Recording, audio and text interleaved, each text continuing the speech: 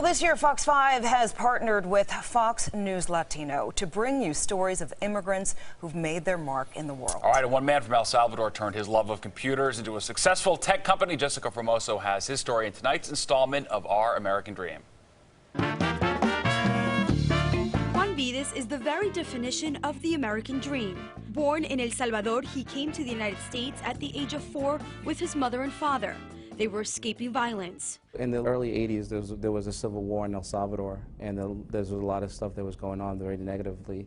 And, you know, I still have some memories when I was 4 years old that, you know, a 4-year-old shouldn't see, you know, as far as like a lot of stuff that war happens, casualties and all that stuff. They came here illegally. Across the border. We took a plane from Mexico City, from El Salvador to Mexico City, and then from there we took a bus. A bus to Texas, where they stayed for a few days and then made their way to New York.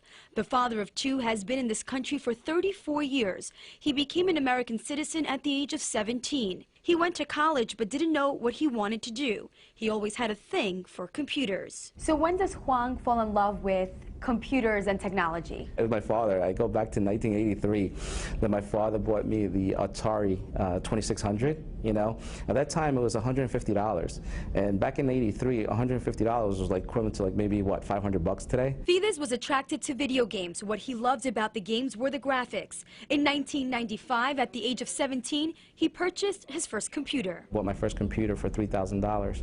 It was, you know, 2 gigabytes of hard drive space. I remember it's 333 megahertz. That Atari and that computer sparked a passion, but Vides didn't realize it at the time. I went to community college, you know, National Community College. I graduated there for liberal arts.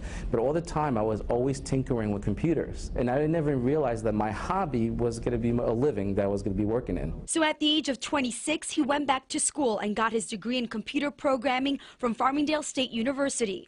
First, he designed a website after he lost his wallet. The website was to store your credit card information in case you lost them.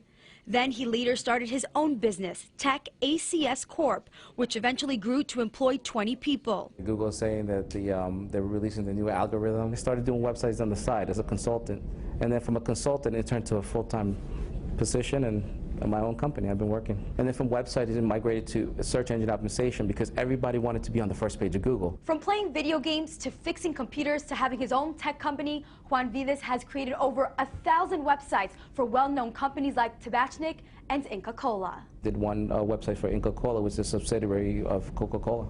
Vides is one of relatively few Latinos working in computer science. The group, Computing Research Association, crunched the numbers.